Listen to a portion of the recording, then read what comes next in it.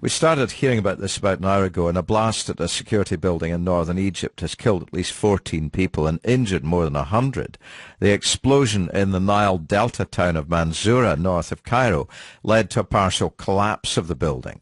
No group has claimed responsibility for the blast, but the interim Prime Minister, Hazim Bablawi, described the Muslim Brotherhood as a terrorist group, according to MENA, the Egyptian news agency. Well, we can speak to David Barnett, a research associate at the Foundation for the Defense of Democracies, Washington think tank, who studies jihadists in Gaza and Sinai. Hello, David. Hi, thank you for having me. Thank you very much for coming to talk to us. Any reason why this building would have been a target?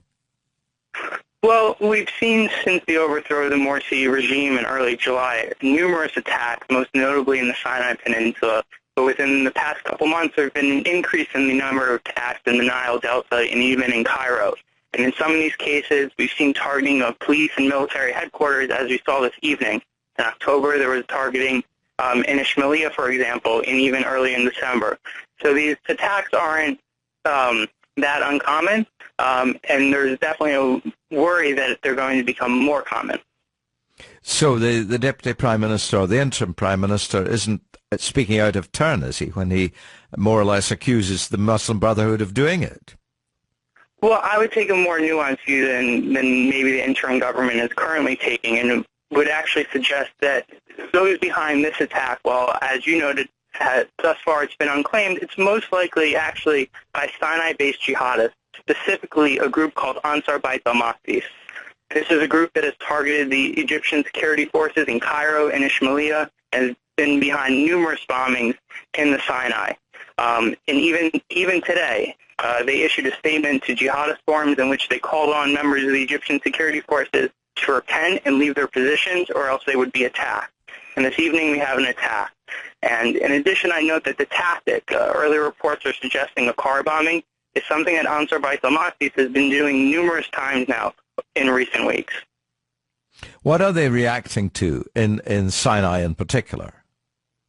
Well, the Sinai threat isn't necessarily a new threat. It didn't just pop up after the overthrow of Morsi. We saw attacks after the fall of Mubarak. We saw targeting of gas pipelines and even security forces being targeted then.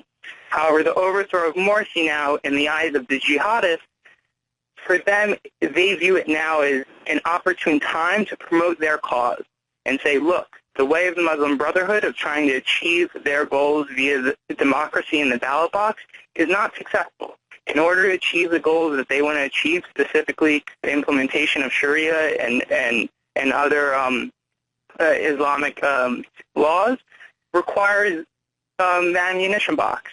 That's what they're trying to promote now. The overthrow of Morsi, in their eyes, is the opportune time to do that. The news seems to be that the 130 people injured, 14 people killed. As news of this kind of spreads out around Egypt, is it going to provoke a particular reaction? Is anything likely to come of this in the way of a counter reaction? Obviously, anti-brotherhood statement is fairly large in sections of the Egyptian population, so this is only going to harden that even more. And the Brotherhood and the FJP, their responses to the attack, are also going to be important to influencing their opponent's reaction as well. As you noted, this attack has injured 130 people already. That's the most number of people wounded in an attack since the Morsi overthrow. So this is definitely, the potential here is very large, but it remains to be seen. Obviously, the exact course matters will take in the days to come. Well, we're very grateful, David, that you made time to talk to us. Thank you. Thank you. David Barnett from the Foundation for the Defense of Democracies.